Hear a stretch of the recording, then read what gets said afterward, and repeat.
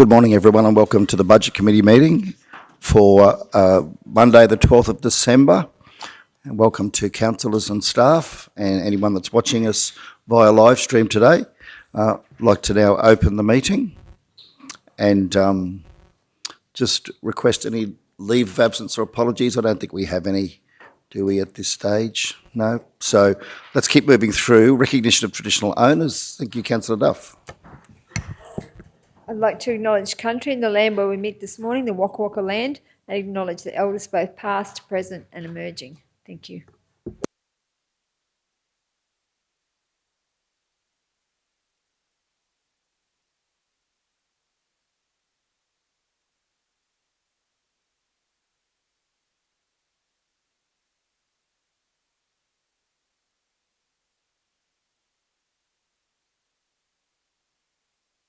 And 22 be received and the recommendations therein be adopted.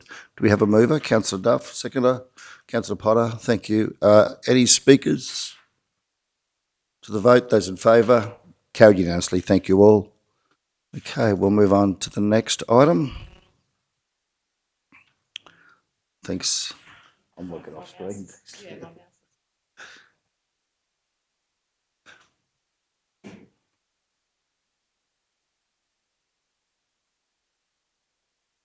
Okay, so 6.1 is budget parameters and timelines update. Thanks for bringing that forward, Mr. CEO. We actually might get you to give us an introduction to that if you don't mind. And councillors, being a budget committee meeting, there's any need to stand. We can have a seated discussion, can't we? Budget committee meetings are a bit more less formal. So, yeah, thanks, Mr. CEO. Thanks, Mayor. So we've reattached the budget parameters meeting and budget parameters and timeline report from the 24th of August. Now, due to other commitments, not all councillors were able to attend that meeting. And then in the standing committee that went through on last week, and which will go to the ordinary meeting on this Wednesday, so we took the days for February, March, April, May, with a tentative or proposed budget meeting, special budget meeting on the 21st of June. A little bit of a difference from last year to this year is rather than doing half days or breaking them up, is just take the whole day, nominally 8:30 to 4:30. They can be moved around at the start time if there is requirements to do so, but just hook into it. And also talking to, and certainly appreciate the support of the finance staff. If we had to run through on those days, we'd be able to run through till the business was finished, so we can make arrangements. So if we know it's a full day, we'll make arrangements in advance. So if we had to finish at 6, say, for example, we can plan around that. So the ones that get us, when I say in trouble, that's probably the wrong word, but one that causes difficulty is when it's unexpected and people can't plan family and different things. So that's that. The first rates modelling workshop, and there would definitely need to be another one, but speaking with John Perry, he's come through, we've done the briefing, got the prep work done, wind farms, what we did last year, the flats, a whole range of things. So the first rates modelling workshop would be on February the 13th. He's available that day and will be out, and that's already in the calendars. There will be another one. But before, and certainly in conversation with Mayor and Deputy Mayor recently, there was some discussion about alternative budget developments, effectively, my words, but effectively delegate the Mayor to work with the senior leadership team to develop a holistic budget. It's really not when I say complex report as far as, but before we start plugging in a swag of workshops and things, I just wanted to make sure where council wanted to go with this, because we'll start rolling out. In that original report, there's a raft of, it's on page 14 of the agenda, of different workshops and topics that'll need to be covered. So Mayor, just seeking a little bit of direction. Does councillors feel there will be some workshops that will have to be done, particularly in the rates area? But with the expenditure budget, do you want us just to, we'll bring through the different departments like we are today. So we've already got water and wastewater down with waste today, roads, infrastructure, community finance, corporate in the new year. But other than that, do we wish to just bring back a holistic budget, or are we happy to continue on? Anyway, in council's hands, Mayor, as to where you want to go. Yeah, thanks very much, Mr CEO. Happy to have an open discussion about this, councillors. See where we want to go and we can shape up a resolution. Yeah, Councillor Shoemaker, start with you. Yeah, thank you, Mr. Mayor. Just, thinking about it, certainly it's the biggest responsibility of a councillor is bringing down a budget. And I wouldn't be comfortable not being a part or supporting any budget that I hadn't actually been part of putting together. So I'm fully supportive of maintaining the committee meetings and the workshops as we have done for the previous 3 budgets, and I would not support any other move, and I certainly would not support any budget that I hadn't actually been able to work on piece by piece, line by line, like we have every other year. Okay, we're happy to go around the room. Others? Councillor Jones? Yeah, I had the conversation with the CEO, and I actually put this conversation forward. We will still have the opportunity to work on the budget and go through it line by line with this proposal, but in the last couple of years we've worked diligently and for a long time, and then the Mayor has a budget and brings that in and everything goes back to square one. So my thoughts of this was the fact that if the Mayor and the senior management team put a budget together, that would eliminate a lot of the stuff that in my view, was almost a waste of time, because then when we had to come back, we had to go back through the whole process again. So my thought is the fact that if the Mayor and the staff put their budget together, then we can sit down and go through it line by line. So that's my thoughts, and I'm happy to go with that process, and I will go with whatever the majority of the chamber want. But that's my line of thinking. I just think that we can put it together and have a line by line discussion after the Mayor and the staff bring their budgets back. Anyone else got any? Oh, Councillor Erkins. I'll be perfectly honest. I find a lot of the budget at this stage is I'm not real sure on what's happening with it or where we are. However, I do know that Kirsty's very keen and goes through it very carefully. Maybe Kirsty could be a part of that, working with the Mayor and with the senior staff and anyone else who was interested in that, and then bring it back to us. And we can go through it then, and it would probably take a lot of, maybe save a lot of time, where I'm going to come up asking questions that are, easily understood to you, but difficult for me to understand, because I'm not sure what money comes from where and what money goes to where, although I am learning fast. But I think that would probably be a lot more efficient to have it done that way. But I'm perfectly supportive of Kirsty being a part of that, because I do trust that she has a good understanding of it, and I trust the Mayor has a good understanding, and I support them bring it back to us so that we could then go through it ourselves. Councillor Duff. I think that if we're going to have Councillor Shoemaker involved, then everyone should be invited to be part of that. But if they're not wanting to be part of it, to just go down that path, but certainly support Deputy Mayor Jones's idea. I think that we're just going back over.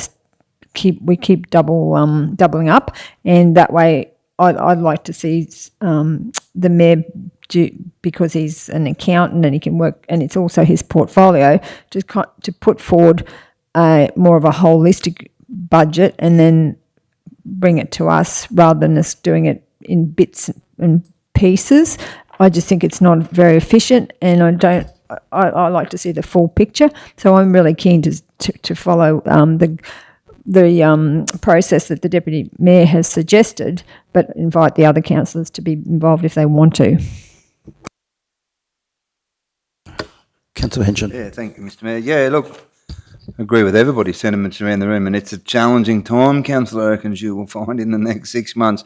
We started, I think, in some mid-March last year, and 8th of July, I think, from memory, we brought it down. That being said, it states here, meeting to adopt the budget held on the 21st of June. So that's the perimeter we expect to be in this next financial year. We hope to have it adopted by then and not drag out into July.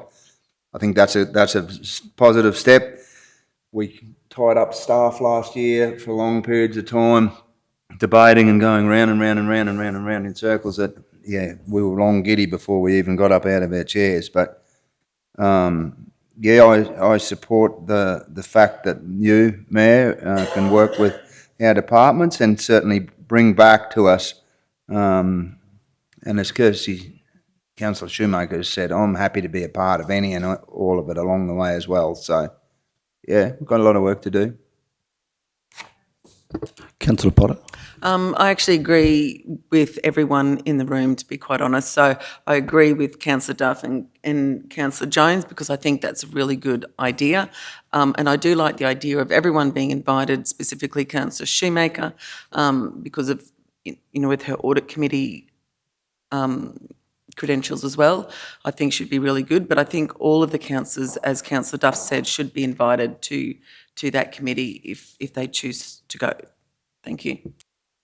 Mr. CEO, just from conversation you've heard from council, you're forming up a picture in your mind yet as to how you'd like to, what sort of motion we could put forward? Thank you. Yeah. Sorry. Yeah, no, thanks, Mayor. Today was and the reason I didn't put a recommendation in today was as much for mine as to gain what the thoughts of councils were. I've got, and I think the one thing is, there's one sentiment that we can probably all agree on, is that I just don't want to waste your time and ours. Now, and that's like as far as doubling up. So I didn't want to book in a whole heap of meetings and get everything organised, and then that wasn't going to be the case. There will have to be the workshops, the LRCI, conversational capital, any of the capital grants, the capital programs.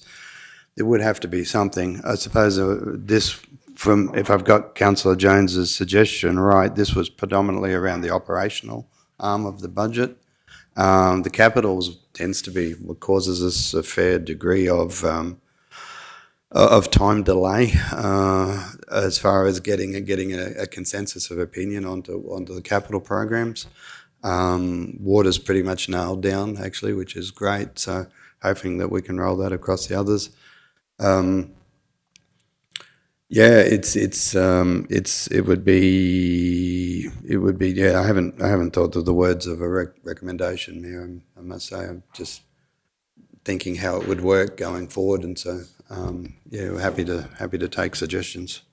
Yeah, thanks, Mr. CEO. I guess we'd be working through a number of sit-down meetings with you and your team, wouldn't we, in a finance team, General Manager Jarvis, and could it be that we could invite councillors to come along to those if they wanted to? Would everyone be happy with that? If the executive leadership, Mr. CEO leads the process, and I'll sit in with him and with his team, and then if councillors want to come along, if we could ensure they're all invited, that way if councillors have a particular interest or have time available, they can come in as you're available. Councillor Jones, what are your thoughts around that? Yeah, 100%. I just want to re-endorse that every councillor here is committed to putting the budget together, and not by any means am I underselling the importance of a budget. Councillor Shoemaker's 100% right. This is the biggest thing that our responsibility as a councillor involves.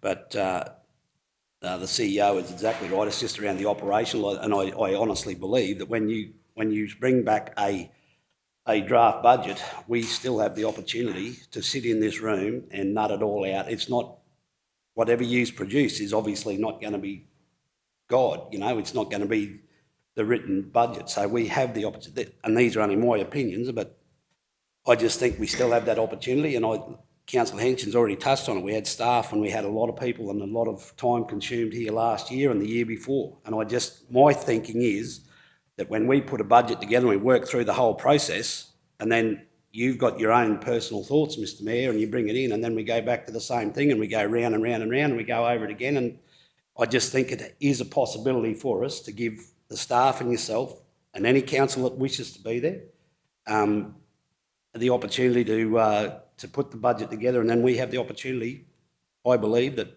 we can go through it again. If we want to go through line by line, we can challenge any decision that you bring forward or the staff bring forward. It's the same process, but I just think it's far more streamlined. Yeah, I just think it's got its advantages, and I do believe that the councillors have every opportunity, as we've had in the past, to make significant contribution to it when it's tabled. Yeah, I'm sure the CEO and general managers and finance staff, we'll just all work together as a group to bring forward drafts as proposals to council. At the end of the day, it'll be council's call then as to what you want to, if completely open to add, delete, amend as you see fit. So still very much council's budget. It's not the mayor's budget, it's the council's budget. We have to, as a group of seven, be actively involved in the development of it. So we can find a nice compromise, it'd be good. Councillor Shoemaker, come back to you, thank you. What I don't understand is exactly what you've described is exactly what we've done for the last couple of years. And I'm not comfortable. I would not support this motion because I think every person in this room needs to understand the budget intimately. And I was actually excited about this year's budget because I think there's not as much work to be done because we've actually learned so much over the last few years. This is about, we need to be able to all understand, and the way we do that is by working through it together. You're talking about almost sort of doing this in isolation and then bringing it back and then having back and forth again. I just, no way. I would not support that. You need to, all seven of us need to be at the table working with the team to develop the budget. It is something that we are legislatively required to do. We are responsible to it. We all need to understand it. I like the fact that it happens in open forum. You can have open debate and discussion. By no means, I think this would double up. You're going to create a budget, come back and forth. That's what we do together already. So I'm completely confused. It sounds like the easy option for me, and I'm absolutely not supportive of it. I'm supportive of running our budget committee meetings and our workshops as we have done, because I think every person here has a responsibility to the staff and our community to understand the budget, understand the work that's gone into it, and be fully supportive of what's brought back. And there is no way I will be supporting anything at the end of this year at the financial budget committee meeting if I haven't been at the table and I don't understand every line by line. And quite honestly, I can't understand why any of my colleagues would think any differently. This is our job as an elected representative, to develop a budget and to work together to do it. And I just think this is absolutely ludicrous. I will not support it. I would not support any such thing. It's the council's budget, and I think the council needs to build it with the team. Councillor Potter. Thank you, Mr Mayor. Just a couple of questions, probably as a follow-on from Councillor Shoemaker, because I do understand exactly where she's coming from, because it was really good as a council to go through that line by line and to fully understand where all the money was being expended. Just curious, is if the meetings do go ahead with the senior exec team and finance and everyone, then it comes back to a budget meeting. But then that's still only the draft and it's still got to come back again. So in fact, Councillor Shoemaker is correct that we're actually doing more work for the budget. Instead of having the 2 meetings, we're going to need 3, from what I understand. So, Mr CEO, if we followed the same process as last year, in your mind, how would that look? Would we have our workshops and then have our meetings on a more regular basis and more meetings? If the same process as last year, it would be working out a series of workshops, again, roughly around those topics there. Effectively, whilst it only looks like there's less meetings, as I said, each one of those meetings, accepting that those dates go through the ordinary meeting on Wednesday, but each one of those meetings is 2. So you've got eight committee meetings there spread over a period of time. We've already run 2 of the departments through this process, so we're actually ahead of where we were the last 3 years as far as getting up. Second quarter review's coming up in February, so if the budget committee, with the changes to feeding into that for that little bit more discussion prior to the ordinary meeting, so we'll work on that for February. February will be the second quarter review will be presented due to the difficulties of getting things together in January with staff leave. But yeah, it would be just a case of plugging in and looking at other alternative dates, working out what we need as far as times, and then running the workshops in conjunction with the meetings. And and again, I'm repeating myself, Mayor, I'm sorry, but we can run the whole day. We know, and we can have with the ones that we've got on those 4 days, we've got say exec. In the morning, finance, corporate in the afternoon, so we can actually run effectively the 2 committee meetings. So it would all come back through the committee process, be an open council. If council was of a mind just to let us go and plug in, get some dates and keep it as a similar, same process as last year, this report just needs to be received for information. If it's of a mind to do something else, then it would be that we would recommend that up. So, Mr. Sear, this report, what we can see on the screen in front of us, that's pretty well what we have to do, or what we basically as last year, isn't it? So all of those workshops that you can see there listed would have to be programmed in, and then we'd still have the 4 full days of budget committee meetings on top of that? Yeah, and the way we ran it last, because we had the workshop on the Monday, the meeting on the Friday, we've grabbed the 3rd Wednesday, and now that it's become available for the full day. And again, the other advantage, and I'm probably harping on it, my apologies, but the other advantage of that, you know you're going to lose the day, so you can work diaries around it. So you can just hook in, and you don't have to worry about, I've got a meeting at 3 o'clock, or we're running over time. You can just take the whole day and concentrate on nothing except budget. Water, wastewater, as I said, we've done OPEX, CAPEX, revenue's still to go, but that'll be picked up with the rates. There's waste is in there. Its adoption of special budget is its own entity. It'll be just a case of plugging in a number of the workshops and then working out if we need extra committee meetings. Thanks, Mr. Sear. So there's 16 workshops there, and we would have ticked off 2 of the items, or we would have ticked off water, wastewater and waste, wouldn't we, up till today. So that'd bring it back to 15 workshops to be had, and then whatever budget committee meetings we needed leading into it. So that's an overview of last year's process compared to the proposal. Has anyone got anything go on the table? What's the view of the majority? Yeah. I have to say... Do you want to stick with last year's process, or do you want to go with this new option? Yep. I'm taking on board what Kirsty said, and really, probably, to be honest, I was probably looking for an easier way out because I don't understand it, but taking on board what Kirsty said, it's probably an opportunity for me to get a better understanding, which is probably my responsibility. So I take that, what Kirsty said, and probably support how it was. Yep, so the 15 workshops and the 4 meetings. Yep, okay, Councillor Dove. So I think that the process that the Deputy Mayor has suggested is a much better process. I think that it's more that you'd get your head around it a lot better if you were in an informal setting when you're putting together the what comes to this council chamber, because what happens now is the staff put it together and then we cherry pick where we think we could make savings. I think that it would be much more efficient if it was done in an informal setting with the mayor and the staff working through it and the councillors involved as well to say, well, here we could make a saving and juggle it and get it right and then put it to the chamber and then have another go at it. But at the moment, I think it's done in a mishmash, cherry picking, panicking sort of a mode. We go, oh, what do we can do? How can we change this?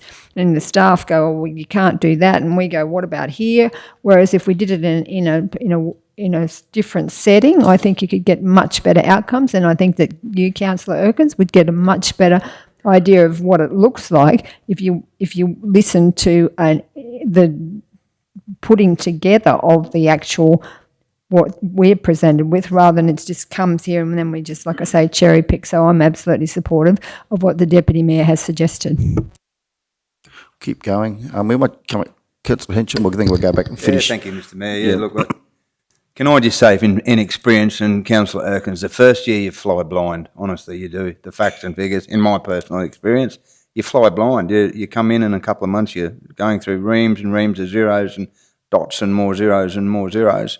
The second year you get your teeth into it a bit, and last year was massive, the work we did on it. And I read through this and all these workshops, and I actually get a bit excited about it, because to be part of that and look at the waste and weight, and I know there's been a lot of work been done already. We're way ahead of where we were in previous years, that's for sure. I'd like to think we are, thanks to our team behind all those closed doors. But, yeah, looking at all these workshops, and let's face it, we started in March last year and we've already started this year.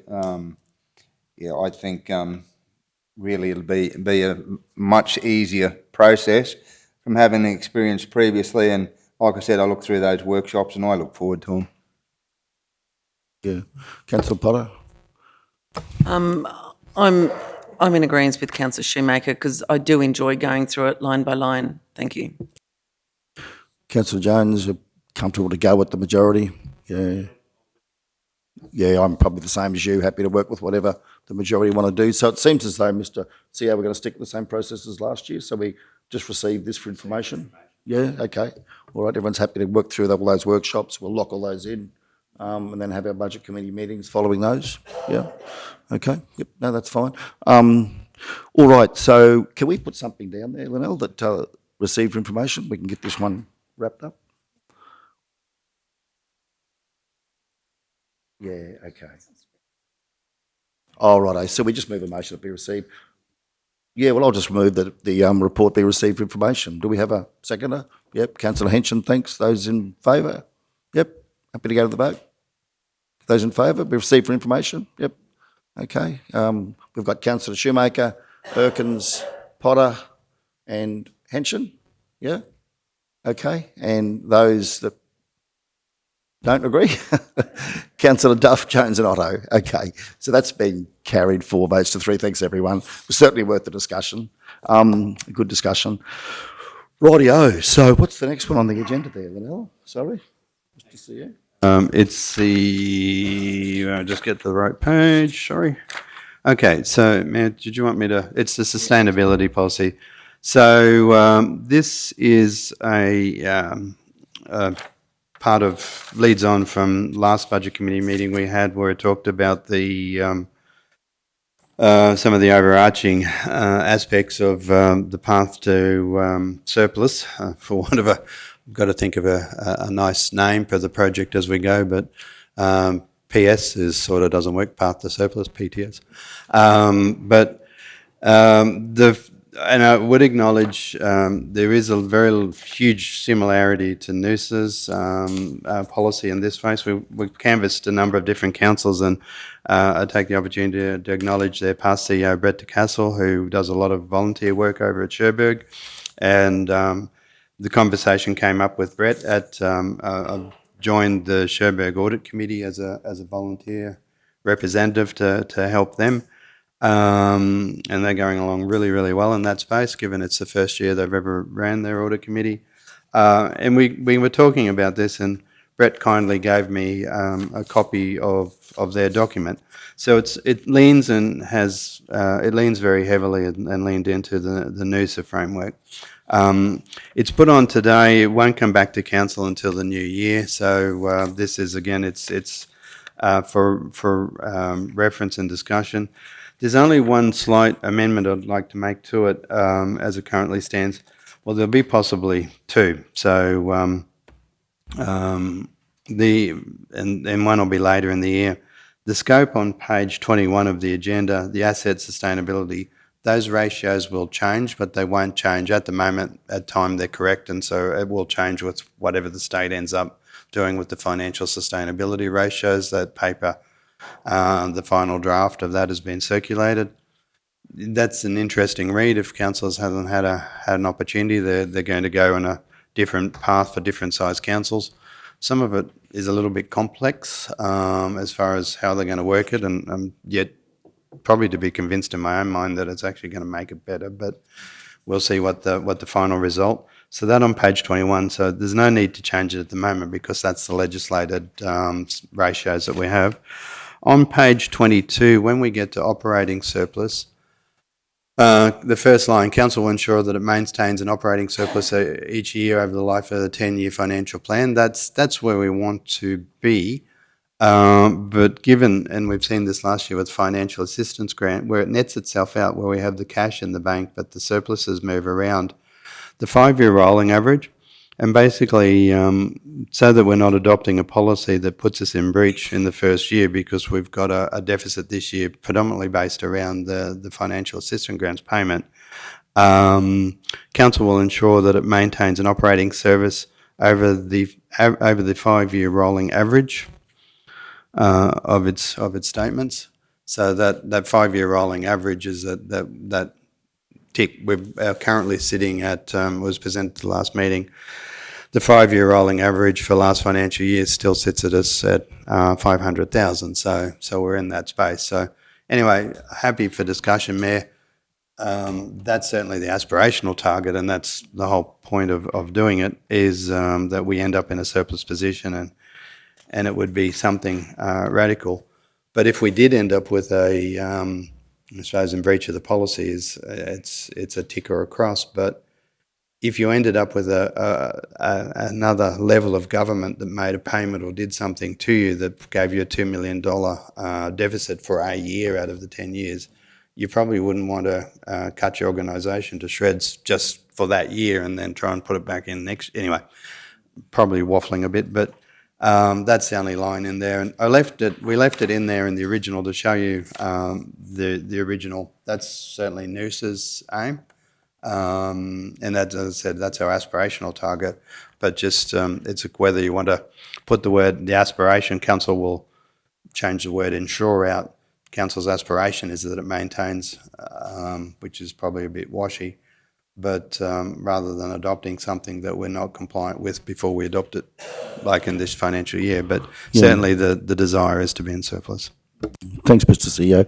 Yeah, whether we could look at saying rather than council will ensure that it maintains a surplus, council will aspire to maintain operating surplus and take into account timing fluctuations in relation to external sources of funding or something like that, because you're right, we just never know when the money's going to come and when it's not going to be there. So we do need something there that I think to account for the fact that there's that annual timing that we have no control over. So perhaps in 3.2 a year, if we could just perhaps tweak that back a bit around that would be sensible, I would have thought. But what do other councillors think? Mayor, if I can, and certainly if I just to add, the things you learn, and I would publicly acknowledge the Australian business course, that company directors course, Australian Institute Company Directors course.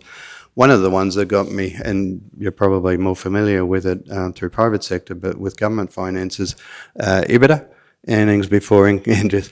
And I'm just wondering, it would actually be, and I spoke to John Perry about it, and we're actually going to pull some numbers up, but what we would look like if we were doing that assessment against others. And then you could take out some of those fluctuations and actually have categories and councils. And so anyway, so just as an academic exercise, we'll drop that on the table next year to see where we sit. And it'll be a really good benchmark, actually.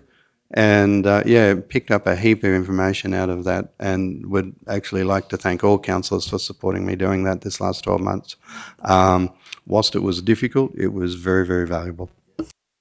Yeah, I know you put a lot of work in behind the scenes in your own time with that, Mr. CEO, so thank you for that. Another feather in your cap. Have you got your results yet? Can I say it? Yeah, publicly? Passed. No, publicly. They made you wait. Yes. So I'm just waiting on the certification to come through. So I'll be a GAICD apparently. Yep. So thank you. Fully qualified director, which is a great achievement. Yeah, thank you, Mr. CEO. Yeah, so what do other councillors think? Councillor Duff? Just Any on 3.9 where it's got climate change that we're going to be, I'm not comfortable with that. I just think that we need, maybe if you just said, like is that about, we think that it's going to flood more often, or why is that included in a sustainability policy? Just thinking, if you could just, where's that coming from?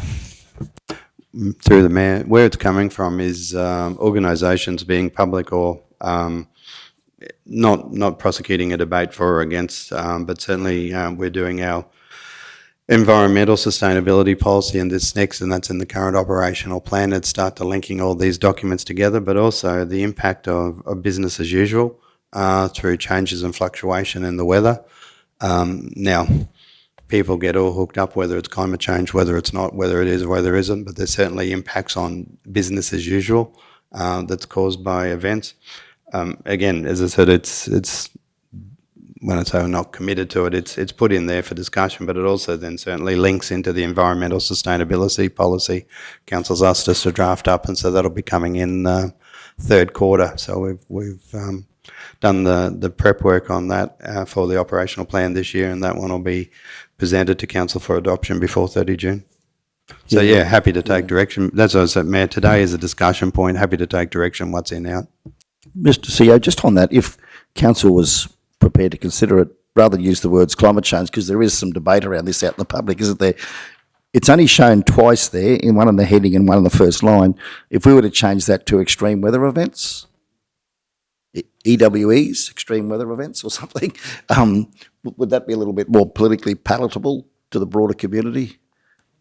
Because I know there are people in our community who don't necessarily... The climate change term has got a bad rap through the media, but I don't know, open to what other councillors think about that. Yeah, General Manager O'May.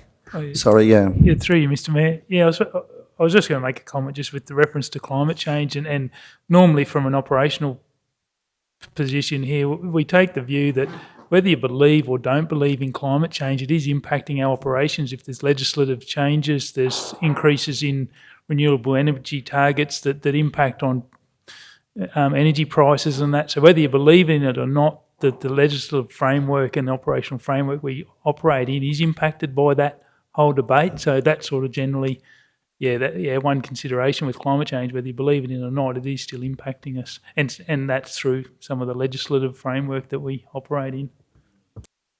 The councillors have any views on that? Climate change versus extreme weather events? It's just words, isn't it? But it's all about political correctness these days, I suppose. Yeah, Councillor Botter? Look, I'm quite happy to leave climate change in there. I do believe that there are certain things happening with our weather patterns, but I'm just wondering, through you, Mr Mayor, to GM O'May, whether we need to have something like this in there for state and federal policies, whether it's for some particular grants, but also should there be something in that climate change policy with regards to finance, like if any of our things that we apply for finance actually need that in there? Is there something that we need to put in there for that, or?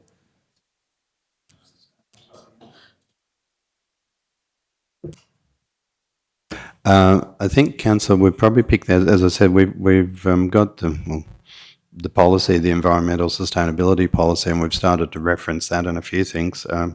We could leave it extreme weather events / climate change, so to cover all bases, because, anyway, yeah, happy to, but the environmental sustainability policy will come back and it will link to a lot of this stuff. So first of the development of that policy, the physical development of that policy is I'm going to get in a little bit of help, but we'll do a facilitated workshop with councillors about what do you want to see in that policy, so that we've got, because it will be quite a important policy for us once it's adopted, for that exact same reason, not only applying for funds, but also the future management. And we're currently doing a lot of initiatives now. The toe in the water with the hybrid vehicles. There's a swag of stuff we're doing, the recycling. So picking up all the practical applications of what we know we're doing, and then where the gaps are and what we want to do into the future. Thank you, Mr CEO. So we might leave that with you to work that one out then. Thank you, as you often do. Thank you. Councillor Shoemaker, other comments? Yep. Yes, thank you. I think it should be climate risks is the heading, and I think we should note climate adaptation, which is actually what the Queensland Government uses for their planning and policy framework, and they have a Queensland Government climate adaptation strategy, which does actually reference local government. So I think it should be, I absolutely agree with what General Manager O'May has said. the way in which you manage the risks of climate is actually considered in a number of different funding mechanisms, and I think we should actually be acknowledging that.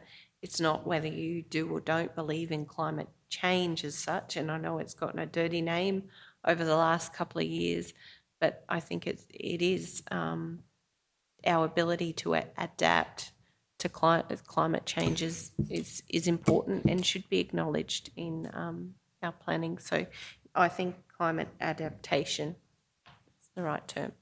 So, Mr CEO, if we were to change the heading to climate risk and put there that council recognises that climate adaptation measures to address climate risk may have financial sustainability implications?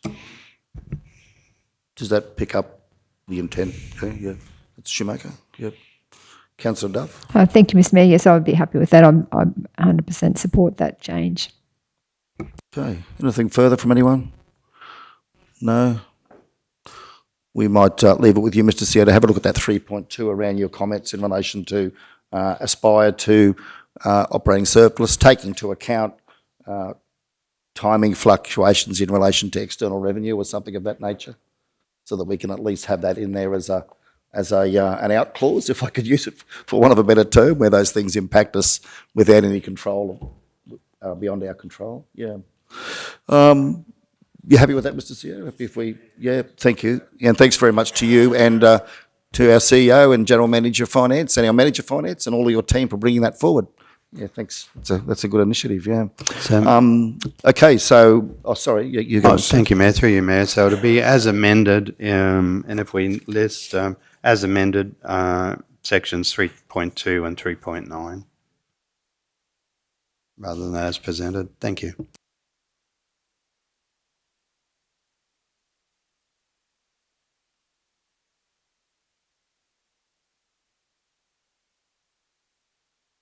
Thanks, Danelle. So we've got that there. Do we have a mover? Yep, Councillor Potter, thank you. Second, Councillor Henson, thank you. Further speakers? We'll go to the vote. Carried unanimously. Jump the gun on that one. Thanks, everyone. Okay, Mr CEO, are we now up to our waste budget? Okay.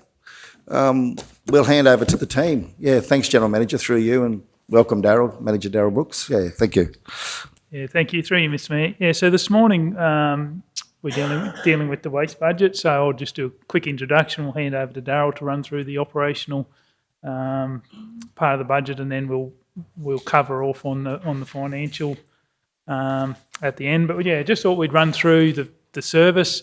The waste unit does operate as a standalone business unit, so we set aside revenue and expenditure and try offset and come back to a position of a surplus is our goal, as we were talking about earlier with our financial sustainability policy.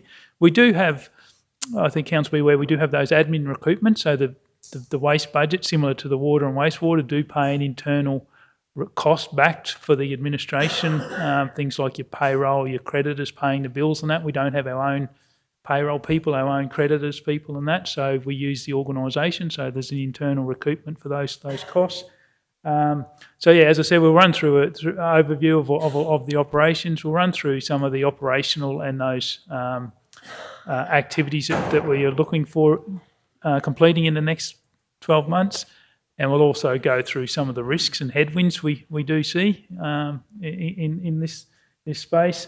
And then, as I said, we'll run through the income statement. There are a number of pieces in it that we've still got to set, like the rates and employee costs. But when we get to that, we'll run through that.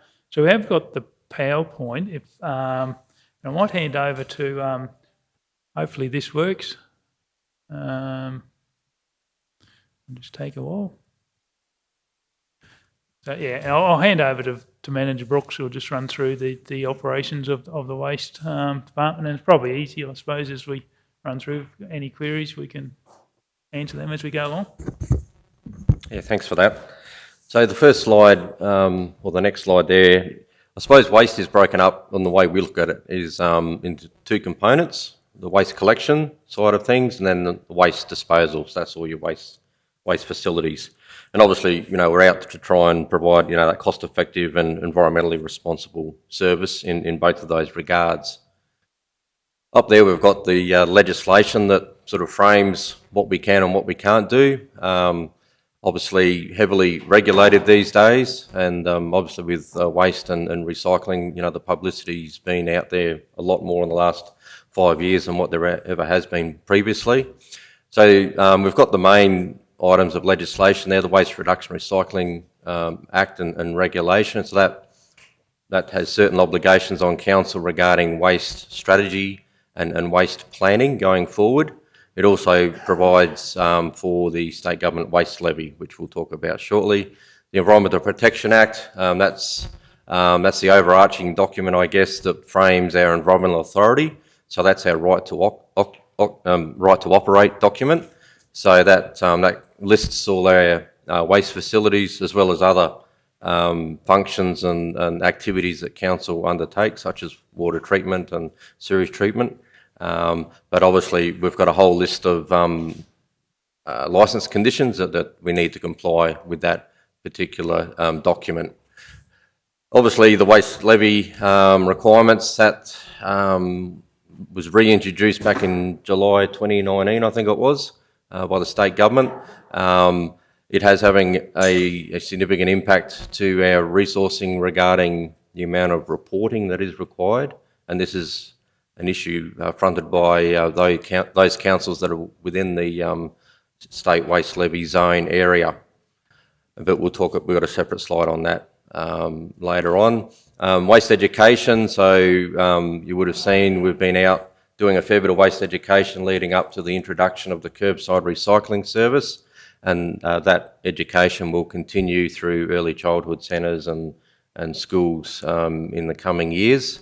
I think that's a valuable way to educate our community around what's important and how we can get, in particular, recycling right, reducing that contamination rate in those bins, and reducing waste to landfill. And obviously, it's about providing that network of transfer stations, and which I think we've got, and landfills. So I think we've got 17 of those all up across the South Burnett. So we've got a high number of those sort of facilities. And it's all about reducing waste to landfill. So the less waste that goes there, the longer the life of these facilities, and also the less waste levy that we actually contribute back to the state. So just on our collections side of things, so we're up to almost 13,000 services are now receiving that waste collection service, which is provided by JJ's Waste and Recycling. Obviously, from the 2nd of January, we're commencing the fortnightly recycling service to those residents who do receive the weekly general waste collection. And once again, that'll be provided by JJ's. And just a bit of an update on that recycling, we do anticipate, or the contractors on track to deliver all the yellow top bins by the end of this week. So that's so by the end of this week, everyone who is entitled to the recycling service will receive their bin. So that's gone really well. And obviously we've got the open space, open parks, the street bins, that sort of thing, and those collections are generally provided by our internal waste collection team members. Then moving on to your waste transfer disposals, you've got your transfer stations, our 4 landfills, and on our environmental authority, or our right to operate document, we've got a heap of old landfill sites that were once landfill sites back in the day that have either now been closed or reverted to or converted to transfer stations, but they're still sitting on our environmental authority. So there needs to be a process going forward in the coming years regarding what we do with those sites, what level of remediation needs to be undertaken at some of these sites, and ultimately remove them from our environmental authority. Obviously, resource recovery, and there's some good work being done in that space, and in partnership with the Cherbourg Council in relation to the use of their material recovery facility, or MRF, and we're looking forward to having the first load go in there on the 2nd of January. We are also keeping an eye out for the alternate waste technology side of things. There's quite a bit of movement in that space. Whether it's for us is yet to be determined, I guess. because generally you need economies of scale for such a technology. And based on what I've seen, simply we just don't have that volume of waste that would warrant such a technology, but it's an emerging business, this waste to energy and anaerobic digestion, all that sort of stuff. So we certainly got one eye still on it, because that may be a solution down the track. And we've spoken about our waste education program. So with our 4 landfill sites, Kingaroy, Nanango, Wondai, Mergen, we'll talk about a landfill strategy very shortly, but that is a large number of landfills, and with the state government waste levy reporting, we have to report on waste that goes to landfill. So we're doing 4 times the reporting than someone from a local authority who may only have 1 landfill. So that's a significant impost to us. With the 13 transfer stations that we've got, they're made up of 27 cubic metre bins, so that's they're sort of your busiest sites. And then we've got a series of 10 cubic metre bins as well at Mergen, Wondai and Japinga, and then the 2 metre bulk bins at Maidenwell and Bunya Mountains. So a whole mixture of facilities and bins on how we accept general waste at those sites. So that's just a summary, I guess, of all the facilities, what their opening hours are, and basically the acceptance criteria, so what each site can provide. In the yellow across there, you can see that a lot of these facilities are designed for domestic waste only, so your household waste. However, from the conversations we had last week around Memorandum, and we'll have future conversations around some of these other unsupervised, unregulated sites, that they're being used for much, much more than just general waste. So we'll focus on what's happening in 23-24. The first one there sort of straddles that financial year, but it will have a significant impact going forward. So our waste collection contract with JJ's Waste and Recycling ends June 30, 23. Is that right? 23? 24? 24, yeah. So really what we've started work already on the new collection contract, the specification for that, because that needs to go out to market probably in February next year. So that's for your curbside general waste and recycling service. So council would ideally, given the market constraints around delivery of vehicles and compactors and all that sort of thing, council ideally should be making a decision June next year regarding the next waste collection contractor, with that commencing on the 1st of July 24. So we're looking at a 10-year contract, so it's a long-term contract. Seems to be the norm these days to push it out to 10 years. With the fleet and all that sort of stuff, they seem to be able to run the trucks and all the equipment for that 10-year period, and obviously that gives them that opportunity for payback given the investment up front that they have to commit to comply with the requirements of that contract. We're also started work on the new waste strategy. So council's currently got a waste strategy from 2015 to 22. So that's being probably not even reviewed. It's being rewritten given the changes that have happened since that original one was approved in 2015. So that provides that framework going forward regarding how we're going to manage our waste, both that collections and disposal going forward. So we'll be back in the new year with some more information and some, because we probably are seeking feedback from you regarding what you would like to see in this new waste strategy, because then that will have to go out for community consultation as well. So that's a pretty significant body of work, and once again it just provides that framework going forward. Currently all our supervision contracts are falling due next year as well, so we're looking at developing a specification that'll probably commence in the new year just around those supervision rights, if you like, to those sites where we do provide that supervision. So at the moment, they're individual contracts. We are looking at the option of bundling it all up into one contract that provides that service to those sites. But also, I think we probably just need that flexibility that, you know, should a mum and dad want to operate a particular site, we've still got that option to go down that pathway. Along similar lines, the maintenance of our landfills, excluding Kingaroy, that's falling due as well next year.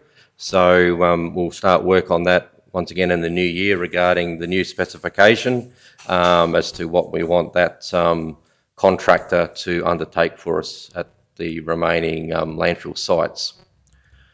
Also in the regional space, there's plenty happening in that. The state government has funded regional waste plans across Queensland. Due to our location, we're actually involved in two of these regional plans. One's the Wide Bay Burnett and the other one's the Darling Downs Southwest regional plans. So we're having various workshops early next year in relation to the development of that. And the positives I think that will come out of this is it'll provide that regional focus, but also feedback from the state is they'll be aligning future funding in infrastructure around waste based on the outcomes of these regional plans. So that's the sort of the carrot at the end of that sort of end of that project.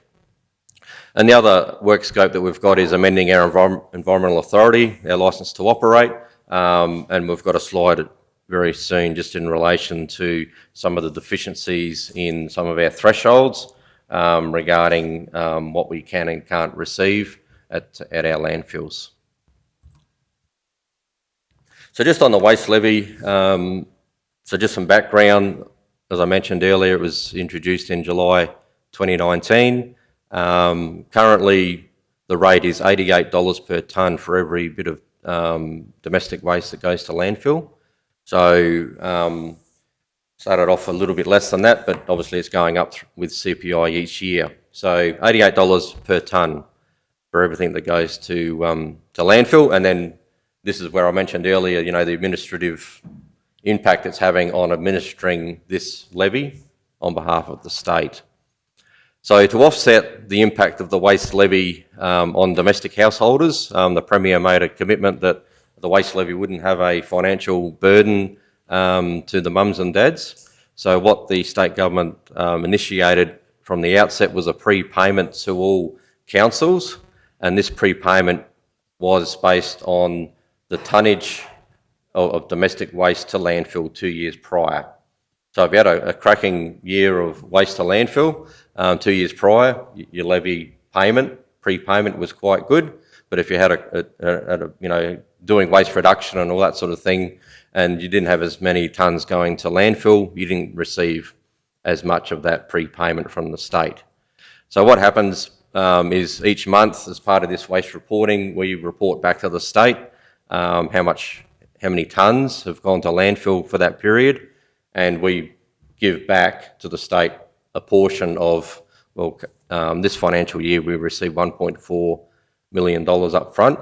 So it's a big accounting exercise. We get the money in, we get waste to landfill, we calculate how many tonnes that is, and then each month we pay that back to the state. So that's how that works. Unfortunately, we are paying more back to the state than what we've been allocated. So for last financial year, we paid back $60,000 more for that domestic waste to landfill. And already for this financial year, we're paying $31,000 above where we should be.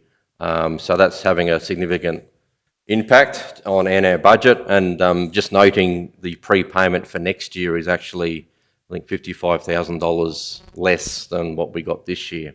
So we're sort of coming from a point of disadvantage already for next financial year. Obviously, the good news, I think, out of all that is, you know, with this recycling service commencing, you know, we will be removing, based off the numbers, about 3,000 tonnes of recyclables out of landfill. So that hopefully will provide us with a bit of a profit, if you like, based on the prepayment. Now, that prepayment is guaranteed for the next 3 years, and then the state will again review it. I know for the larger councils, the state are going back and removing that prepayment to those bigger councils. What they do to smaller and regional councils after that 3 years is unknown at this point in time. But obviously, you know, if we lost that levy prepayment of $1.4 million, that's 1.5 million that we need to find out of, what's that, sorry? 3 years. Yeah, we've got that commitment. Just your microphone, Councillor Erkins. So over 3 years, it would have cost us, if we hadn't have got that, the 1.4 plus the 60 plus the whatever we're going to use, Yeah, that 1.4 is for this current financial year. just for 1 year. Yep, yep, yep. So for those ratepayers who are so concerned about the cost of their recycle bin, if we don't cut it down, we're going to have to charge them a lot more than the cost of the bin, which is probably something that we haven't really put out to our ratepayers, that, you know, they're getting off pretty easy if we don't get that, if we don't all embrace that recycling and cut down our landfill. You know, there's a lot bigger bill possible, and I think that's something we really do need to get out to them. So, through you, Mr. Mayor, so if we get the prepayment and we actually, then we we get more, it goes the other way for us, we don't have to give that back. So we could actually pick up in this next year with the recycling. We could actually make money on it. Is that correct? Yeah, that would be very nice to be able to do that. I know previously, yeah, some councils have done pretty well out of the prepayment, and that's like some councils are introducing that food organic, green organic, which is taking, you know, an extra 30% of the waste stream away from landfill, but they're getting their prepayment based off 2 years prior. So there are ways in which you can go okay with that prepayment, but yeah, there's no obligation to pay it back. I think the direction from the state is just as long as you put it back into the waste business, whether that's more education or offset other costs. I think probably just to clarify that, councillors, General Manager O'May, you're better clarify this, but we discounted the fee for the curbside collection on recycling to account for the fact that we were getting savings from levy. So that's not necessarily going to be a profit, okay? Because I'd suggest that what we're paying JJ is going to be more than what we're collecting from the ratepayers, and because we're offsetting the difference by the reduction in the waste levy. Would that be fair to say, General Manager May? Yeah, through you, Mr. Mayor. Yeah, that's absolutely correct. Yeah, we did, when we were factoring in the cost of the recycling service, it was discounted back on an estimated reduction in the waste levy. So again, but putting the fact out that if we don't use it and use it well, there's, you know, could be some big, much higher costs coming. Yes, ratepayers, council would have to pay either way. It'll just be a matter: do we pay extra waste levy, or do we do recycle? Do we pay JJ to have recycling? It's one or the other. And obviously, the environmental benefits of doing recycling is the outweighing factor, I suppose, in that. But certainly into the future, was the government to take a position of not rebating the waste levy, we would be in a world of hurt. Hence the importance of the recycling program, I suppose, leading up to that potentially happening in 3 years' time, Darryl. Yeah. Sorry, Councillor Potter. I actually agree with Councillor Erkins here, because I think we don't tell the story well enough sometimes. And when it comes to waste and recycling, I mean, we've got the recycling bins out now, and we are doing really good education through the schools, through the libraries, and we've got the group, the local group on board helping us with that, which is fantastic. The group that came and spoke to us at council about 3 years ago, Suzanne Mungle and everyone, so that was fantastic. But it's really important that we probably start the education sort of maybe in conjunction with that with regards to the FOGO, the food organic, green organic waste, because that's going to be something that we have to look at in the future as well to help save our landfill sites. Yeah, certainly acknowledge that, Councillor. I think, though, in defence of our waste team, they put a lot of information out. We've had flyers, we've had brochures, we've had Facebook posts leading up to this. We've had a lot of social media. We've had a lot of media releases explaining that we're going to save 3,000 tonnes, that we're going to save on the waste levy, that we have discounted the fee. So I think we've done a fairly good job between our waste team and our exec services team in getting and doing our best to get that message out. Yep. It's never easy to get cut through on these issues. There will be some people who will just be against it no matter what you tell them. But I think overall we have done a fairly good job. We've put a lot of information out. Every time I'm on the radio, I'm explaining that the fee has been reduced because we are saving on the waste levy, that the government charges a waste levy, and that this ultimately in the long term will save the ratepayer money. So we've certainly been trying hard to get that word out. No, I totally agree with that. The team have done an incredible job and I support them 100%. But what I'm saying is moving forward with regards to what we're taking to the community, we need to start talking about the green waste on top of the recycling, I think, because that's going to be something we need to start discussing now, and especially with the contract due, that we've really got to have the contract in place in 6 months' time, ready for 2024, then now's the time we need to start discussing FOGO. Councillor Hinchin? Yeah. Thank you, Mr Mayor, through you. Certainly curly one, when you look at those figures, is there a trend, like $31,000 has already been paid back to the state from July to October. Is there a trend, like that's got the potential to be around $80,000, $90,000 if it keeps going that way by June next year? That's one question. Is there a trend? Why is that? What's happening? Yeah, through you, Mr Mayor. As I mentioned, the prepayment is based off on waste to landfill 2 years prior. So depends on what that number was 2 years ago. Okay. Depends upon your prepayment, and obviously we're 2 years down the track. So all you need is for a couple of house fires or some large development happening in town or in the region that brings a lot more waste to landfill, and it's almost out of your control really. Yeah. What you do get in each year. And just probably not so much a question, but a comment that I think we want to be very aware, Council needs to be aware that if this is going to end in 3 years' time and there's no direction of where that levy or that prepayment could go, it could disappear, and we're going to issue or accept another tender on a 10-year contract, that we have at 3 years something major could seriously happen in the waste department, and we have a contract with a company for 10 years, that could be seriously detrimental.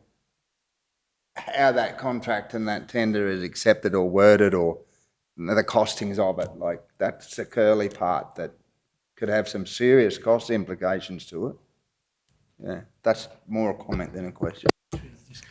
Yeah, through you, Mr Mayor, just on that, and following on from Councillor Potter's comment, in this new collection contract specification, we are mentioning the food organic, green organic collection service, which may start during the term of the contract.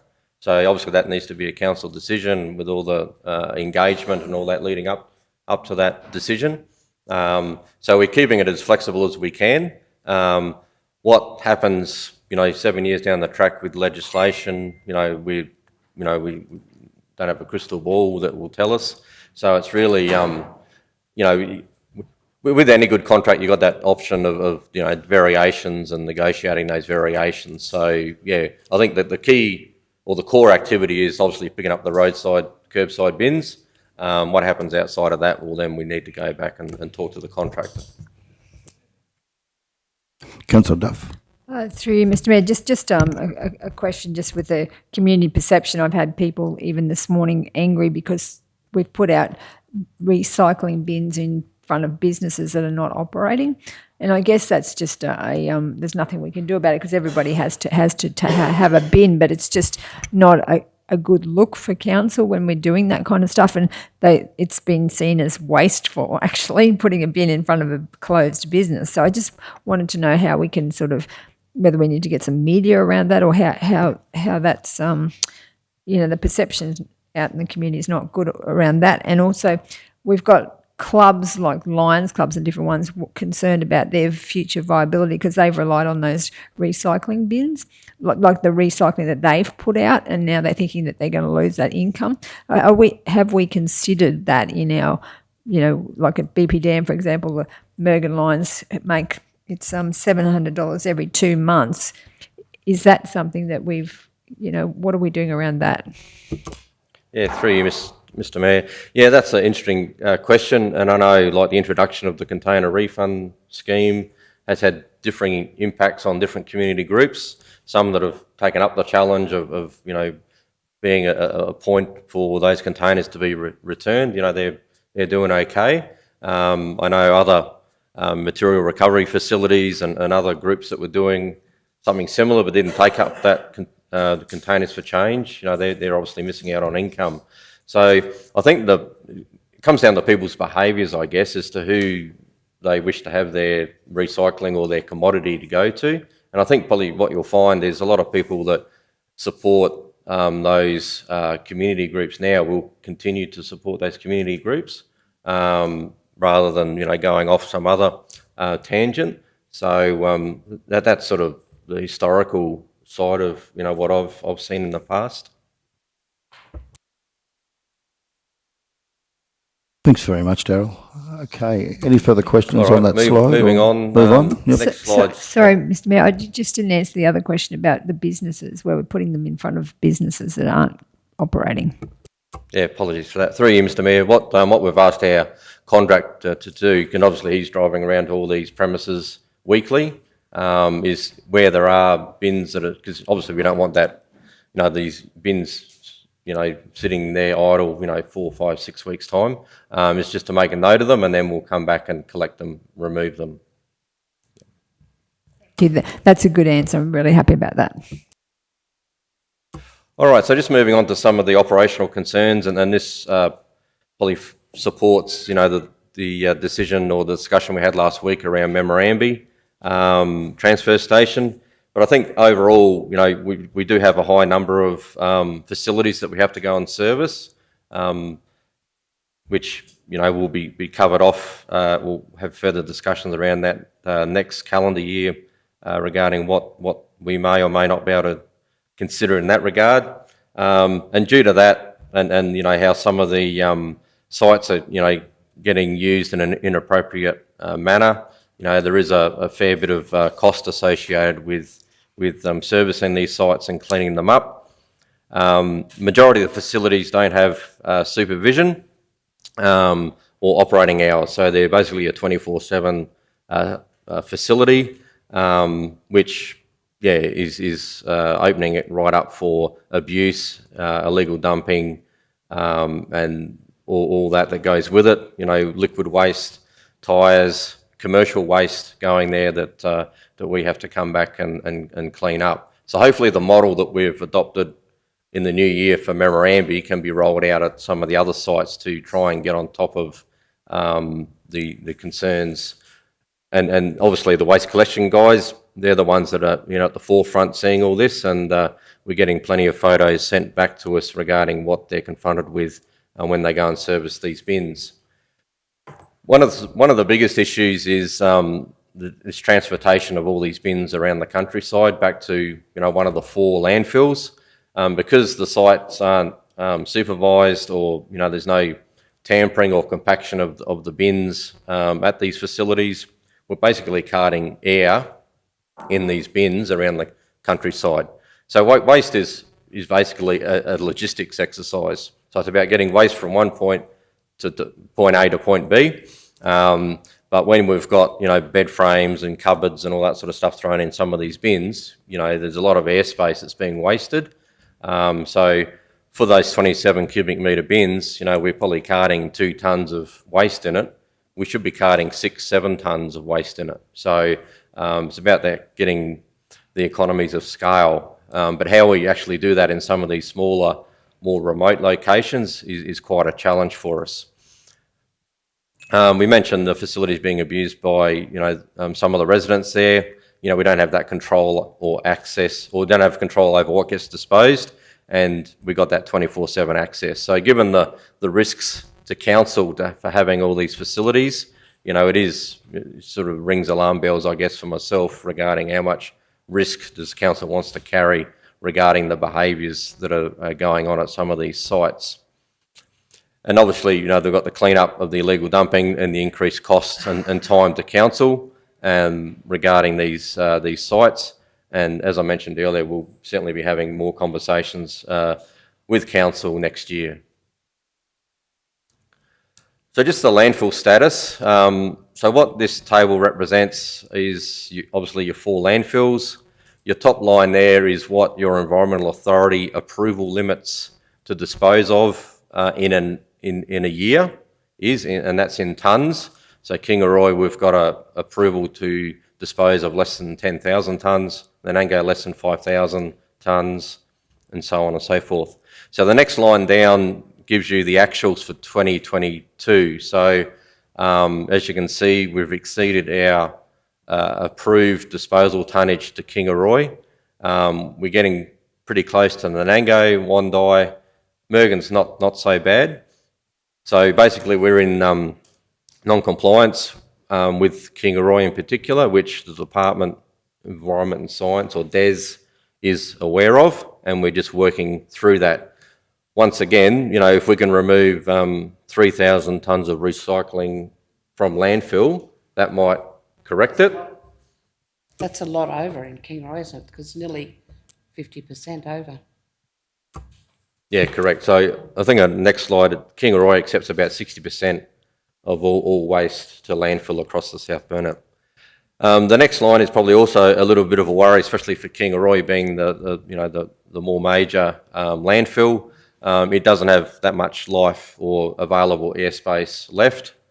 And I suppose the trick with Nanango and Wandai, whilst those numbers, look off into the future, it's actually based off the actual tonnes.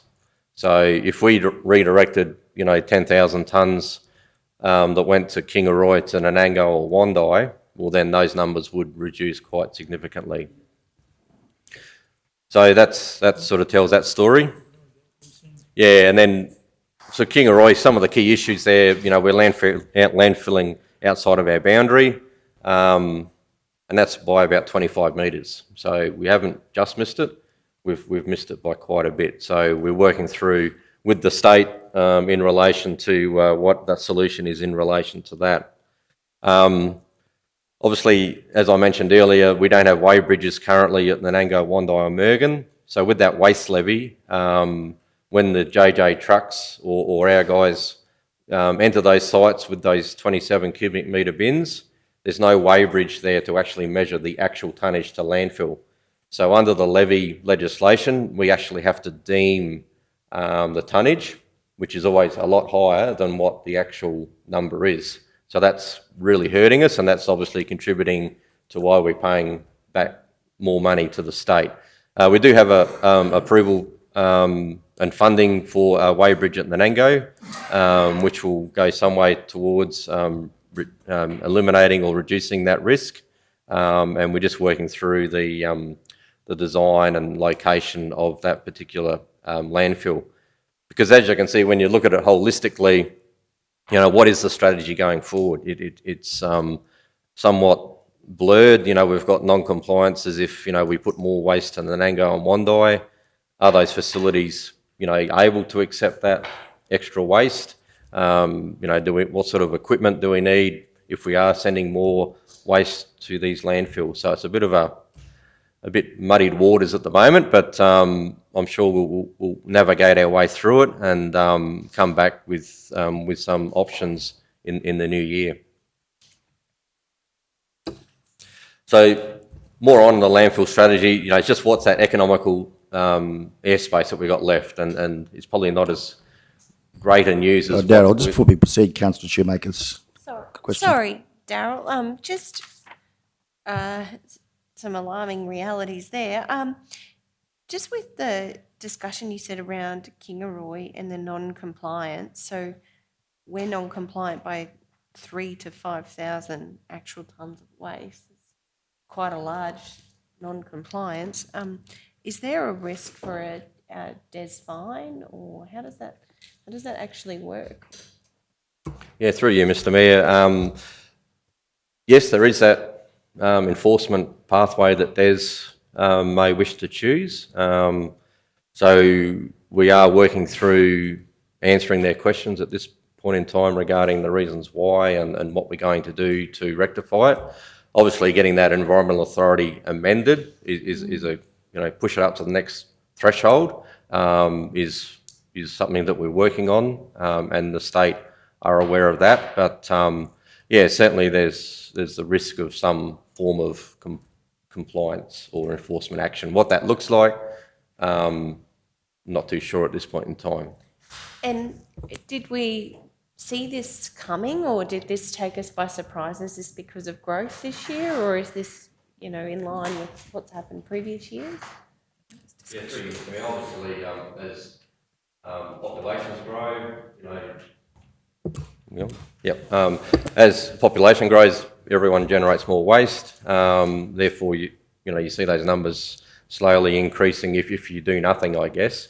Obviously, by doing the recycling service, that'll take 3,000 tonnes out of landfill, which is a good step. But as I mentioned, you can't predict how many tonnes you get a year. Like, we might have a big demolition job in town, which a lot of materials go to landfill. We can't preempt that, but obviously we need to have that buffer within our thresholds to make sure that we can operate effectively and efficiently without having that thought of enforcement action being taken by the regulator.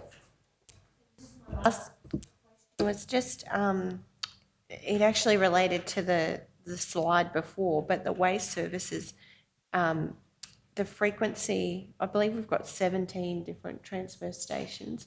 So have we actually done some comparative costs around what it costs to service them all each week and what it costs us in the illegal dumping phase? Like, have we done any work in that space, and is that information council could receive? Through you, Mr. Mayor, and General Manager might be able to have some more historical information, but we do track our costs. It's just a matter of how well they are presented. Yeah, so I'd probably need to allocate some time to have a look at that. Yeah, through you, Mr. Mayor. Yes, as Manager Brooks said, we do track those costs, and we did bring costs back, and we do intend to, in the new years, bring these costs back. If we look at an individual facility, how many tonnes of waste is collected from that facility and the cost. So, and we calculate it back. It might be $100 per tonne at one facility, and another facility might be $400 a tonne. And it's generally the low volume facilities way out. They're very costly to service, but so per tonne. So yeah, we have got those. We ran through council. Probably two or 3 years ago, we had those costs, and the idea in the new year was to actually come back and review each of those facilities, look at the costs and the collection. So yeah, that is something we want to do. And do we have the history around why those facilities were selected at those locations, or the number of people they service, or is there any contextual information? Because I know 17 is a lot in comparison to other regions. Yeah, 3 Mr. Yeah, so most of the facilities are just generally from the amalgamation days. We have closed facilities from those days, but it was really around that environment protection of their licensing as well. So those facilities were licensed facilities, so that was generally where you could be could be operated from. So yeah, they're just really historical. But we have closed facilities. We haven't just bought all of the facilities were open prior. So, through you, Mr Mayor, just on what Councillor Shoemaker has suggested, I know that there was talk about downsizing, somewhat like reducing the numbers of our transfer stations, and Maidenwell was one that we actually made a conscious decision. That was one that was suggested, as was Cloyner, not to actually have them, and yet so we've chosen to go down a path of providing that service to that community. So that's why Maidenwell now has got that transfer station, because it was one that was considered not probably one that we may have been able to do without. So I'm very supportive of looking after those small communities, Maidenwell and Cloyner as well. Yeah, sorry, Councillor Potter's been waiting. Yeah, Councillor Potter. So just through you, Mr Mayor, just a question. Like a few years ago, I think in the last term, we actually started discussions on a super site for waste. And I'm just wondering whether that conversation is still going, whether we're in talks with other councils, or what's going to happen in that space. Because if we start taking the Kingaroy, like the Kingaroy waste won't even fit into, by the time we're done, the Kingaroy waste will not even fit into the Mergen, Nanango or Wondai sites. We just got far too much. So what happens then, and what's the future for the waste? Yeah, through you, Mr Mayor. Obviously, that'll form part of the new waste strategy, but I think it just depends on what council's appetite is to create a new landfill somewhere within the South Burnett, and all the problems that will bring, as far as they're not in my backyard. We all want a landfill, but nowhere near me. So that is certainly one of the options that would be considered. But I think in our capital works budget going forward, there are things in the outer years regarding, constructing like a long haul waste facility at Kingaroy, and then taking it out probably to Western Downs. They've got a significant landfill at Jandowie. It's all engineered, lined, all the rest of it. So that would be probably the closest regional landfill that we would have access to. Because what's the appetite of council to do a new landfill somewhere? And I know the costs. I was involved in one recently. It was $3.2 million for a 5-year landfill cell. So it's dollars that we haven't even contemplated regarding future landfilling.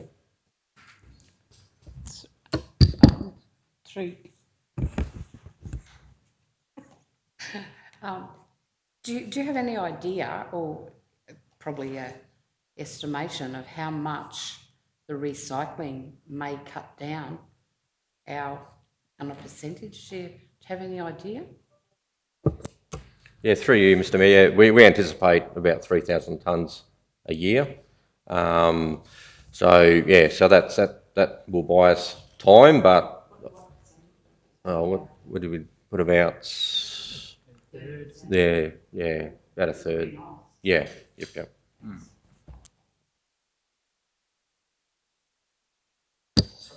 Councillor Hitchin.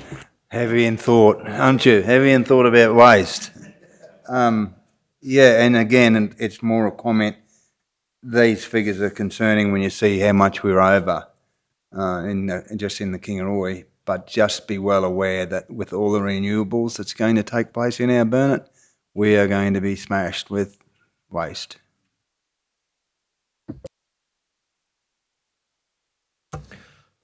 Good All right. point, Councillor. Yeah. So we've probably covered off on this previously, but where I've sort of, with my waste background, what I say is, your landfill is your most valuable piece of real estate that council would ever own, because of the costs associated with developing something somewhere else. So we need to try and divert as much as we can away from landfill. That's easier said than done, obviously, but we certainly, the new recycling program will certainly go some way towards it. Whether there's an appetite down the track in years to come around the FOGO service is something that, you would also need to consider. So, yep. All right, next slide. So just moving... Sorry, sorry to be, just with the work we're doing with the strategy and the funding that we got from the state government to help us with some of this work, is there opportunity in any of that to consider what, a feasibility of the FOGO service, or what, I know we did the audit of our wheelie bins and we found that, 30% essentially is FOGO, and 30% was recycling, 30% was landfill, essentially. So I'm wondering what opportunity there might be, noting that, as you say, it is the most valuable piece of real estate that we have, to cost up or better understand what a FOGO service could or would look like in our region. Is that something we could do, you see, might be possible in the current scope of the strategy we're working on, or might be something that we need to seek extra funding for? Or how do we just make sure it doesn't get sort of put on the shelf or in the to-do basket? Yeah, through you, Mr. Mayor. Obviously, with going out to market in the new year, February, with the new collection contract, we'll be able to get a FOGO price, a collection cost, which will frame up, what the viability of such a service would look like or could look like. I suppose the issue is we can collect FOGO through waste education, all that sort of stuff. So that's the easy part, I guess. Does come at a financial cost, but what do you actually do with it is you need that end market to be able to say, well, here's X number of tonnes a month to a facility that will process it, do the composting, do whatever, the soil conditioning that they want. So really we need that end market stitched up before committing to a collection service. All right, just moving on to the capital works. So the two main projects for next financial year will be the Maidenwell transfer station, and we provided updates to council on how that's progressing. So the contract of purchase has been signed. We've got a planning application that's being prepared. We've spoken with Councillor Jones regarding what some consultation may look like in the new year, so we can manage expectations with regards to the new facility. And the comment there that we've got $350,000, is that going to be enough to do what needs to be done? And I think probably the greatest concern is sort of the entrance way into the facility, where that is, and what interest TMR may have in upgrades and that sort of thing. So, but that's obviously a work in progress.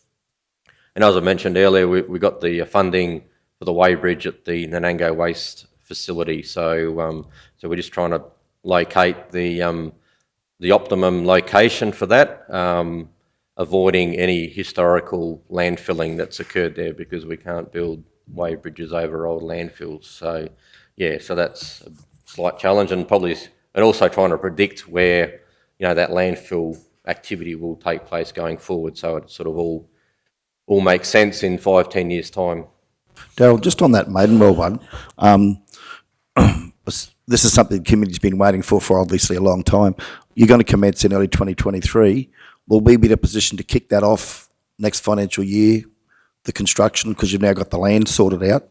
Are we going to be in a position to be able to get that job rolling early in the new financial year, do you think? Yes, through you, Mr. Mayor. We just probably need to get through this planning phase, and then the design can sort of happen at the same time. So we don't just get the planning approval, then we go to design. So I think they can run concurrently. And then obviously once we get the planning approval, we potentially could even go out to market to sort of, see who's going to construct it, and get it going. Probably, mid next year would probably be a realistic time frame to get something started if everything goes well. Yep. All right, so I'll get back onto compliance, which I think we've probably covered some of this. Waste disposal outside of the property boundary at Kingaroy. In that environmental authority, we are supposed to be having groundwater bores at many of the sites, which we don't currently have. We've spoken about exceeding thresholds and approved capacities. We've still got a large number of former waste facilities or landfills on our environmental authority, which need some sort of assessment to see whether we need to do any further remediation to them to make sure the capping depth is thick enough, the suitable material, the stormwater management, all that sort of thing. Under the levy, we do have resource recovery areas identified at these landfills, so we need to do some work in refining them to make sure that we're compliant. There are questions being asked by the state regarding our waste levy reporting, because as you can imagine, the number of transactions that occur, there's a lot of data in there that needs to be refined, collated and submitted, and obviously the state are making sure that they're getting every cent that they can from waste to landfill. And as I mentioned, the closure of the legacy landfills as well. So just getting back to the operational budget, just for the recycling service, obviously 23-24 will be the first full year. Obviously we've got 6 months of the current financial year, which will have a better understanding of the true costs of providing that service. We anticipate, based off 3,000 tonnes going to the MRF at Cherbourg, that's an expense of about $450,000 in a full financial year. That doesn't include the collection costs from the curbside and the disposal of any contamination that would come from the MRF. And early on, we're probably expecting contamination rates probably up around 20% in the early days, whilst people are getting used to it and the education continues to be rolled out and people start doing the right thing. Ideally, you probably want contamination around that 10 to 12% is probably what we're targeting. And obviously with that 3,000 tonnes being diverted from landfill, we've got that, we're going to save some money there by not having that money going back to the state via the waste levy. And back to Pete. Okay, so yes, I might just so that's sort of gone through the service and in some really good detail. So give council that background of the waste department and what we're facing. So I was just going to move on to the income statement, which summarises the costs. Is it easier if I do you want to bring that up?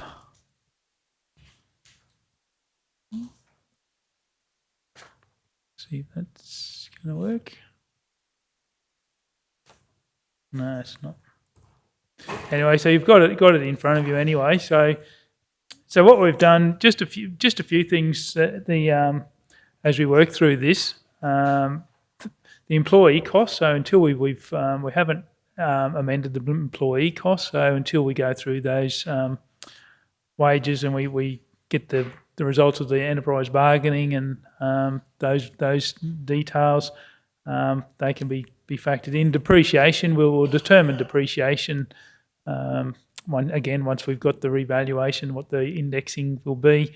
In the waste space, we don't have a large depreciation. We're looking at around $100,000 a year because we don't have too many fixed assets. Like the land, the valuable bit is not depreciated. So it's really just our infrastructure, the weighbridges, the transfer station infrastructure. So depreciation sits around that $100,000 across the service.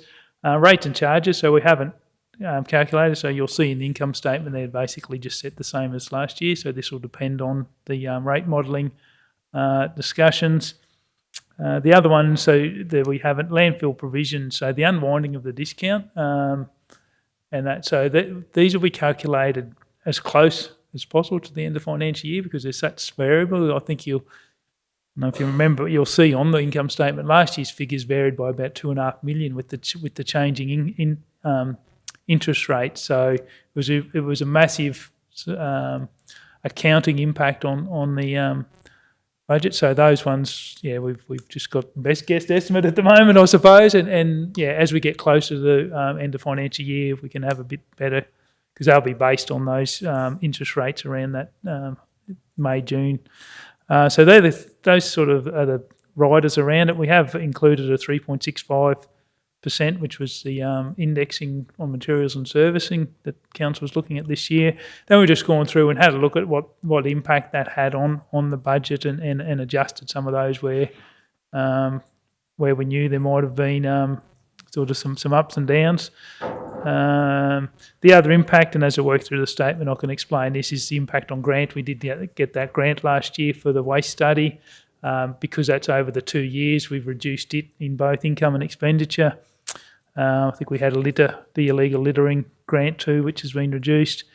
Just recycling impacts, again, we'll have a look at this in the new year, given that the service will commence in January.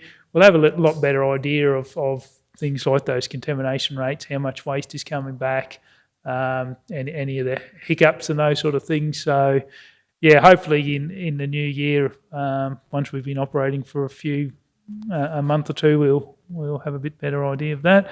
As I said earlier, the waste budget, we do aim for a surplus budget, and we do need to because we need to be paying for those future care. So if we're going to build a landfill or major transfer stations, the idea is that we can actually essentially save up for that. So any surplus in the waste area is actually restricted for future capital expenditure in the area. So that's how we have framed that up. GM, just on that, we've committed to the Maidenwell transfer station. Have we factored in the costs we need to service that properly in terms of the machinery, equipment, staff? That's all covered? Yeah, we did do that. Those calculations. We don't think we'll have a major, given that it'll probably start commencing early in the year. We've probably only got that half year. But with the new truck, that was always sort of trying to have that capacity that we could service that facility. So we've pretty well got the capacity, so we'll be good to go with that. We will be, yeah. No, that's good. Sounds good. Thank you. So just quickly running through the impact income statement. So I can run line by line. The first line, the fees and charges. So this is really our tip disposal fees. So our commercial operators generally would be disposal of. So that's the thing. So we have just expected an increase just based on volumes in that area. But again, so it looks like a lot of income, but remember that we do pay half of that back through the waste levy, so anything that comes in. Interest received is just interest on overdue rates. So actually just going through this, explain for council, the last column is just the change in budget. So we are looking at basically the pink columns on your income statement are budgets and the white ones are actuals, but the last column is just the change in budget, so impact on budget. Other income, we are expecting a higher return on scrap steel. Scrap steel prices are extremely good at the moment, so we are doing well, and we do expect to see an increase in there. As I said, rates and levies, we haven't factored in an increase there. And the sales revenue, so that's essentially just an internal charge where we're providing services to other business units. So like at BP Dam or Coolabunga Sale Yards or some of those services in the general fund area, we charge that.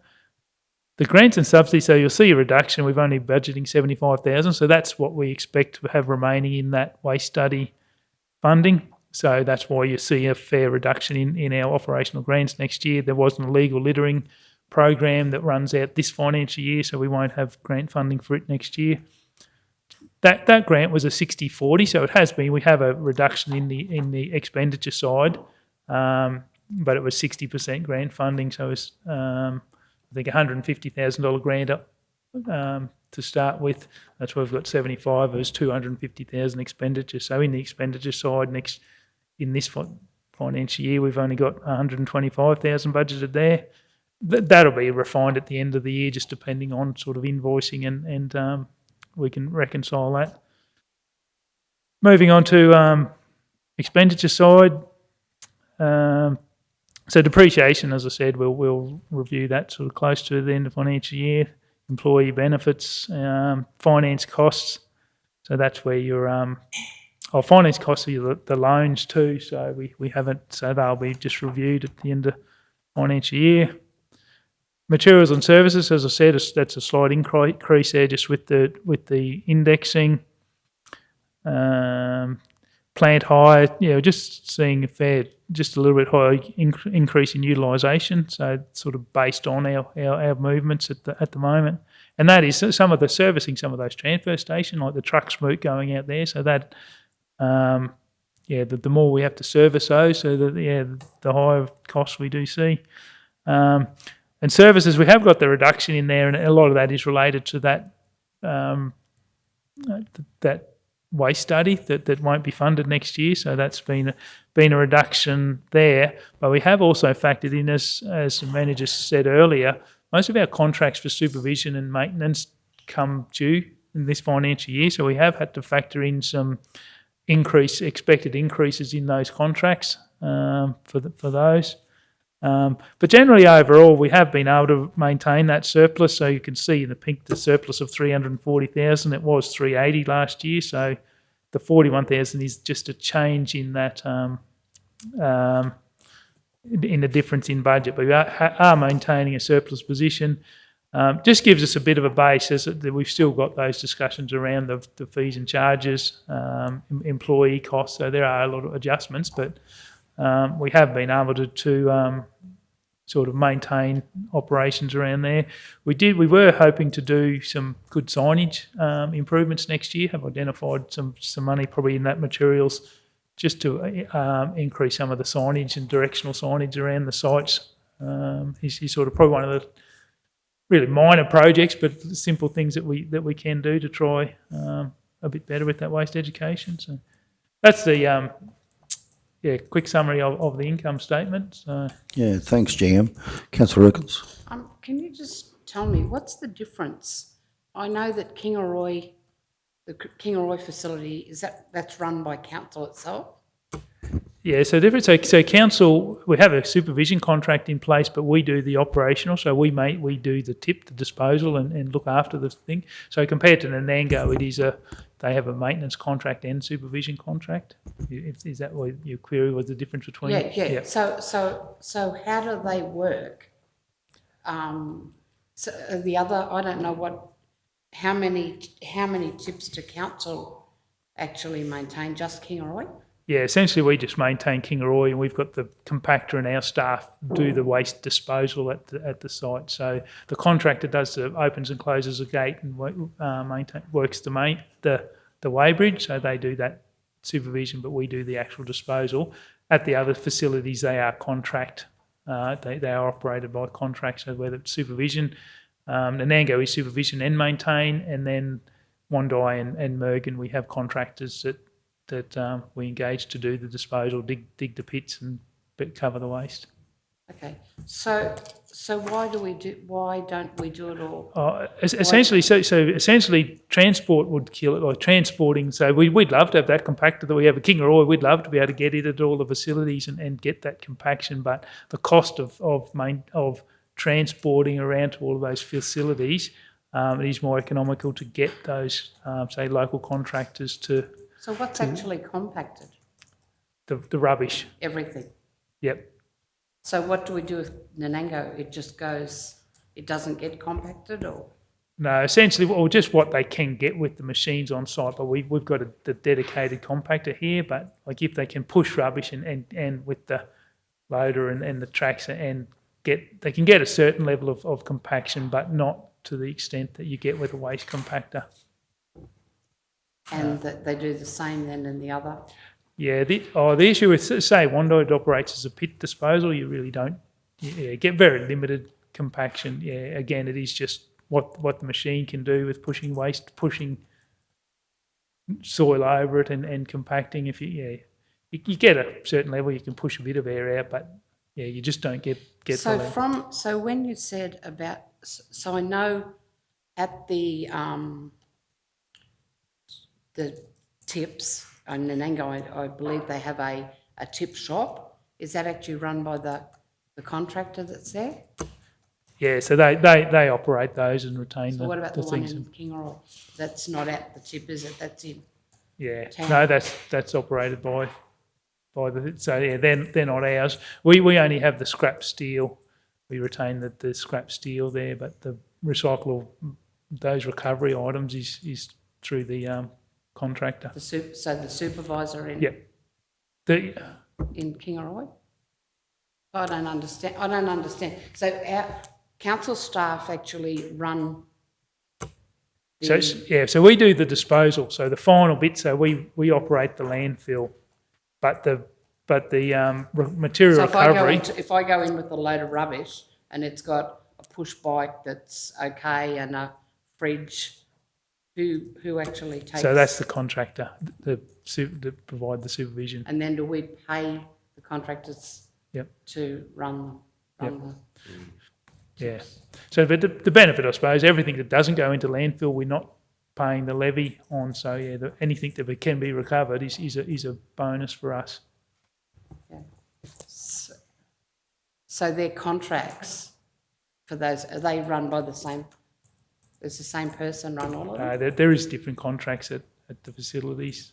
The supervisor at Kingaroy. So is that Kingaroy a is different to one? Nanango, and the Nanango ones do operate the Mergen and Wondai, but yeah, they'll all be up. Blackbutt is different, Wattle Camp is different contractors, so they are all, there are a few different ones across. So with the like say Maidenwell, and I know Wattle Camp, all those, where does that rubbish go to? Oh, that will generally come back to Kingaroy, as we said, 60% of it, yeah. Okay. Manager Kerry, just on those year-to-date figures, are they till the end of October or November? Through you, Mr. Mayor, they would have been end of November. Yep. Yeah. Okay. Thanks, Yep. And Darryl, just a quick one. We've had places like the Bunya Mountains ask about getting a recycling bin up there. You know, like a recycling skip bin. Is that something that we'd consider when the contract comes up for reconsideration in 2024? Do you think that would be the best time to look at that? We can have a look at that, and obviously with the introduction of the recycling, it does open up other avenues and opportunities, I guess, to place these sort of bins at key locations. Just wondered if that could be considered, obviously, when the time's right. Yeah, thanks, Darryl. We often, it's been spoken about putting, how they have the collection of all the, big items, if you're clearing out and you've got kids' bikes and do you think and council have never really shown, whether it's cost effective to do. Do you think, but if the operators at the local tips, if they run those tip shops, do you think they may be interested in running a pickup of that once every 6 months or something like that? Would that be a possibility? Because there would be a lot of things that go out that are definitely recyclable. I wonder if they would be interested in doing that, because what they would be able to sell may cover the cost. I wonder if that would be interesting to have a discussion with them on that. Yeah, through you, Mr. Mayor. We can certainly have discussions, but I think that curbside pickup, I know some councils still do it, but just the cost of doing the program, there's all sorts of health and safety risks regarding it. Manual handling potentially, or yellow plant working around the place, and you do get a high lot of contamination and items that aren't any good. That's why I thought maybe the contractors could be more interested in doing it, because they maybe don't have the same compliance regulations. No, compliance obligations comply with your council or... I just, is there any further questions on the budget? Councillors, any further questions on the budget? You comfortable with that? Happy to wrap up with that? Yeah, okay, all right. Have we got a motion there, Lynelle? I think we normally have one, don't we, that we accept it as part of the budget building process? Sorry, Lynelle. Are we going to go through the the waste, the actual costs? Oh, look, can do if councillors want to, or you can come back with questions after you've had a chance to read through it. Either's fine. If you have questions now, would you be happy to? Yeah, that was my intention. I thought we provide the detailed line by line, so you could go take that away and have a view, and happy for you to come Sure. back and question sort of those, what might be sitting in there. So, yep, recommendation is that the committee receive the proposed 23-24 draft budget for the Waste Department to provide guidance and for inclusion in the continued preparation of the full South Bennett Regional Council 23-24 annual budget. We have a mover. Councillor Potter, seconded Councillor Henson. Speakers to the vote. Those in favour? Carried unanimously. Thank you all. I believe that concludes the business, Mr CEO. We'll call the meeting to a close at 11 a.m. Thanks everybody for your attendance. Cheers. Have a good rest of day. Thank you.